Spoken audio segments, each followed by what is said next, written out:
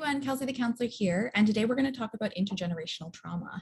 This is a really big word, so we're going to talk about what it means. We're going to go through some examples, and my hope is that maybe you'll come to an understanding of the family stories and the family wounds that are in your family and how those have impacted you. And so we'll talk about the impacts and what you can do about it and how you can bring healing into your family. I do want to do a disclaimer that this can be a heavy topic. And so if you're feeling overwhelmed, shut down the computer, take a break, take a pause. And if you do feel like it's something that you're facing, you aren't alone. We do have a team of counselors at Healing Spaces. You're welcome to peruse www.healingspaces.center, CENTER, and check out, we have in-person and virtual counselors available. We also have practicum students often that offer reduced rates of only $50. So that might even make counseling a bit more accessible for you if financially that's been a bit difficult. So yeah, feel free to reach out if you're struggling, because it is hard to heal these pieces when you are alone, and you're not alone. So I did do a PowerPoint presentation for this one, so I'm going to open that up now. I'm just going to go to present mode. Okay, here we go. So who am I? I'm Kelsey. Hi, everyone. I'm excited to talk about this. This is definitely a topic that's very near and dear to my heart. So I'm a mother, daughter, wife, and sister. I'm an overcomer and survivor myself, and I am a counselor. So before we talk about intergenerational trauma, I'm going to back it up a bit. I want you to think about if you have any traits that your family has, whether you're raised with your biological family or a non-biological family. Either way, we know that nurture and nature, so biology and our environment, impact who we are. And so just think about the family that you're raised in. Do you have an eye color or hair color if you're connected to your biological family? Perhaps you have an affinity for astronomy or a love of a hobby that is also in your family. And so when we look at our family, we can go, oh yeah, I maybe picked this up from this person, or I was exposed to this. And so maybe that's part of the reason I have found that I really enjoy it as well. It speaks to me. And so in the same way, intergenerational trauma is also kind of similar. Maybe also, in addition to some traits that your family has, you may also hold in you a path towards healing for some of the family wounds that you have. And we'll talk a bit more in detail about what this is. But essentially, generation up here struggled, and they, in certain ways, and so they raised this generation that was able to maybe make some positive changes, but maybe they were really impacted by the struggles that they were exposed to in their youth. And so then they raised another generation, and there were some good things and some hard things in that generation. And so when we look at our family tree above and beyond just the names of the people and who they are in the lineage of culture, when we understand the person's story, we can get a better idea of the wounds that our family holds and how those might have been passed down. It's not always linear, as you will see. It's not always, oh, my parents struggle with alcoholism, so I'm also worried that I'm going to struggle with alcoholism. Sometimes that's a part of it, but sometimes it's actually can be even more a little bit confusing or obscure. And so when we start to understand our family story, it really does help bring clarity. The thing I think is really important to note about this is that it sort of removes a bit of blame. Instead of going, oh, my parent did this to me, or my grandparent did this to me, when we step back and go, okay, but what was their experience growing up, and what did they learn? What was the world like? What were some of the wounds that they were raised within? And I'm not dismissing the impact. We all impact each other, and parents for sure impact their kids. So I'm not dismissing the reality of the impact that your parent had on you, or your auntie, or your cousin, or your uncle. However, the reality is that in my beliefs, wounded people wound others. And so it's not always that we want to cause harm, but when we have so much wounding ourselves and we haven't healed it, it kind of just sprays out, and it can cause harm to other people too. So I don't want to minimize the impact of your experience in your childhood and the impact of your family story of intergenerational trauma, societal, familial, all of it. I just want to also acknowledge that when we step back and try to understand our family story in more detail, sometimes it does take away a bit of that blame, because we can truly understand and see the wounds that have been carried through our family lineage. So I have a couple examples here. Oh, first, yeah, it can be unconscious. So in the same way that if you're raised in a certain family, you might have a certain accent, or you might have certain kind of inside jokes that you don't even necessarily explain. They just kind of are unconscious and a part of your family culture.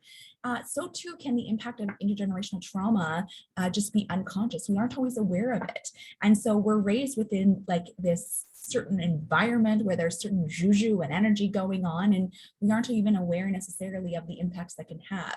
So if your family, for example, is more of a yelly family and that's how you communicate, you might think that that's completely normal. And then as you get older and you're exposed to other people and other families and other styles of communication, you might go, oh, that yelly thing, yeah, I don't think I want to do that anymore. And I didn't really like that. And it really hurt my feelings a lot of the time. And so you might try to create change in your communication style when you realize that not every family is as yelly maybe as your family was. So it can be unconscious and just a part of the family dynamic, but we do want to check it and see, whether that was helpful or not. So I've noticed that often one generation does try to do a piece to heal that part of their story. So in the yelly experience that I just shared, you have a family that's raised and they maybe have more of a yelly kind of communication.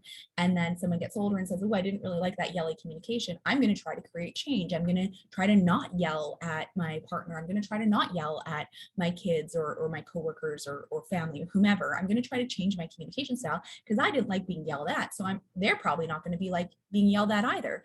And so we try to make these changes, I found, to heal one piece of the story. We can't always heal all the pieces of the story. Sometimes there's just too much pain in a family and it's too much for one person to heal. However, when we all do our part and heal a little piece, we kind of chip away and can create a more cohesive and healed family unit going forward, which is really beautiful.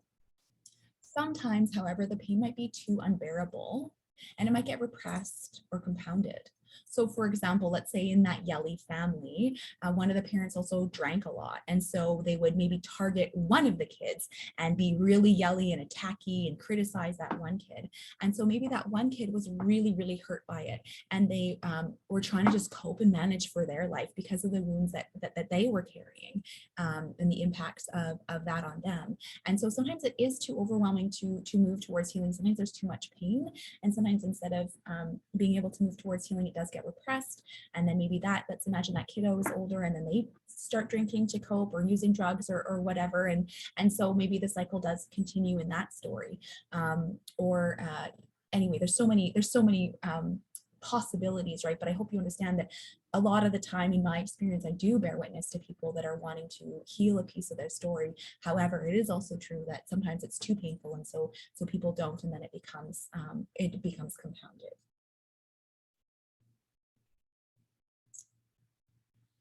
So let's imagine we have 3 generations here. Well, and then we're going to pretend you're the kiddo. So let's say that your great-grandparents were exposed to war, unrest, and discrimination, and they raised your grandparents. And because of their exposure to war and unrest, maybe they had a lot of fear and they had a lot of scarcity, financial scarcity or food scarcity. And they had really tough perspectives because they'd lived through such difficult times. Maybe their lens was really, really hard and they didn't have a lot of room for emotion. And so then those grandparents raised your parents. So your parents were raised in that environment. And so your parents said, hi, I get the hard perspective. However, I want to do it differently with my family. And so I'm going to allow some more space for healing because those were repressed in my own experience. I wasn't allowed to talk about my feelings because it was considered soft and my parents had to be really hard and we had to be hard and we couldn't show emotion. And so I'm going to do it differently. I'm going to raise my kids and I'm going to allow expression of emotion. So that would be an example of healing, right? There's a lot of healing in that story. So let's imagine a different situation. So great-grandparents, so let's say there was experience an accident at work and they managed their pain physically and then probably emotional as well if they weren't able to provide for their family. And maybe they were using alcohol to cope and they became violent when they were drunk because of the distress that they were feeling physically and emotionally. And then again, alcohol long-term doesn't really help with that. And so it can become worse. So great-grandparents raised grandparents, so grandparents were raised in that environment. The grandparents were raised around an alcoholic parent who was abusive and they decided to never drink. Maybe they did yell at their kids at times. They weren't violent physically, but maybe they were violent emotionally. And maybe they raised a hand once in a while, but they said, I'm going to do it differently and I'm never going to drink. And so they raised your parents. And so your parents were really, really strict about drinking when they were trying to explore it in their youth. and they hid it from the parents because they knew it wasn't allowed. They knew their parents' belief, and it caused a lot of fights, and these fights became really, really big. And so then when there was a lot of stress, they went to drinking to cope and manage. And so now maybe they're in recovery and they're healing and working through that as well. However, you can see that it isn't always linear. So out of the best of intentions, the grandparents were exposed to a lot of violent drinking in their youth. And so they said, no more, I'm not going to have it. I'm never going to drink. I'm never going to drink in front of my kids. I'm not going to allow my kids to drink. And so they cut it off. However, maybe they didn't have some other pieces that were helpful for how to manage emotion when it comes up, how to have open conversations with kiddos. And so the stress was still there. One piece was healed, and yet other pieces that weren't healed created other difficulties too. So we can see how it isn't always linear, and we can see how the wounds tend to shift and change each generation depending on the exposure, depending on the family. Like, so many factors are going on. So we never can really know what it will look like. We must consider a lot of things when we're talking about intergenerational trauma. For sure, the familial story, but also the social and political environment. You know, what was going on at that time of that generation? What were they exposed to? What were the beliefs going on? Was there rest? Was there peace? Was there war? What was going on? The culture at the time. So, you know, what were the beliefs that were going on? And the resources available. So resources, I mean, internal resources. Is that somebody that had the ability and capacity and finances to do it? Outside resources, was counseling something that was talked about? Was there access to counseling? Did they have the ability to go seek that out and do some healing? So we have to consider all these pieces that are going on as well, in addition to the family story.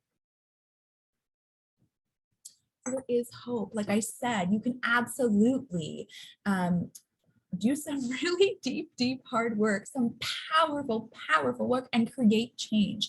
And it's significant. And I see this in my office every day, and it's so powerful to bear witness to.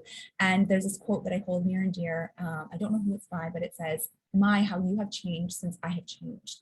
When we do deep work and we change, our whole experience changes, because I'm no longer holding the tension or the distress or the anger or the fear that's going on. And so when I interact with you, that's not the static in between us anymore. You know, I've healed those pieces in me. So when I interact with you, it's maybe a bit clearer, and we can have a more open conversation. And so then that person learns from our interaction, and then they can learn how to interact differently too. So there absolutely is hope out there. And I do hope that if this is a part of your story, that you might feel so inclined to take a piece of your family wound and do some healing and some work on that, because no doubt it creates difficulties in our own lives and it impacts us. So through doing your own healing and work, you might bring some beauty and some healing to your family.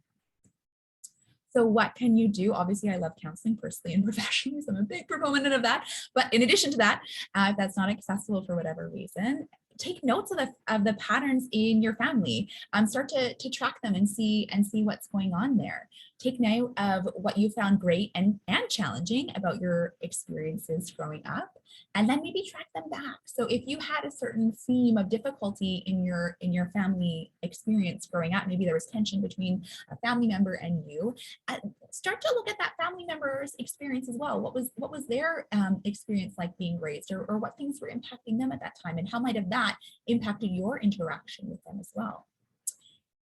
And be conscious of the impact of others' wounds on you. So again, I want to be really mindful. I try to move away from blame, right? I don't really love blame. I don't think people intentionally try to cause harm. I think it just happens when we have so much pain inside of us.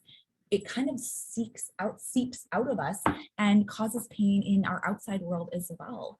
And so we want to be mindful of that. We don't want to dismiss the impact. If we hear, let's say, our grandparents' story, and so then we have greater understanding of the world that our parents grew up in, and we have greater compassion for our parents and maybe a better understanding of why they did what they did to us. We don't want to be dismissive and go, oh, well, they had a hard time, bless their hearts. We want to be kind and forgiving and compassionate, but we don't want to dismiss the impact that it had on us. Both are true, and we can do both at the same time. We can have kindness and compassion for our parents and the impact of their upbringing and what was going on for them, and we can have an acknowledgement of the reality of what it was like to be raised with those parents. So making choices that bring you and your family closer towards healing. There is a typo there, I apologize. So using kindness and compassion, even when it's really hard.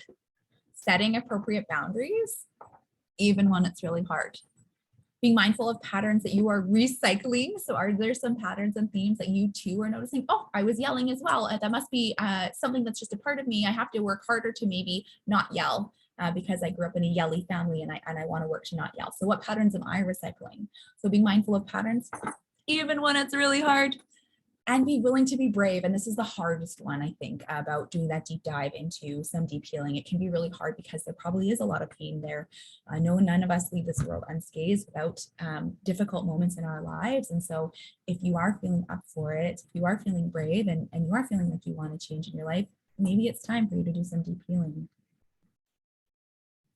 So here's some resources if you're wanting more. I will put the clips down in, or the links down in the post below as well. So the podcast, so I was talking all about generational trauma counseling. I mentioned that at the beginning. If you do feel like you want to reach out for support, check us out. And this is a really great book by Mark Wolynn. It Didn't Start With You. And to end with a quote, this quote I find so powerful by Steffi Wagner. Pain travels through families until someone is ready to feel it. Oof. Yeah, that's a powerful one. So if you are apt to feel some of that pain and believe that it could be different, and I have hope that it will be different, maybe it's time for you to start sending your work. So feel free to hit the subscribe button or the notification button, and you'll be notified of when we post new videos. And I hope this was helpful for you and informative. And drop some comments down below. I'd love to hear how you felt about this presentation. If there's something else that you are wanting to know about or learn about, feel free to drop me a line. And yeah, take care. Have a great day, everyone. Until next time. Bye-bye.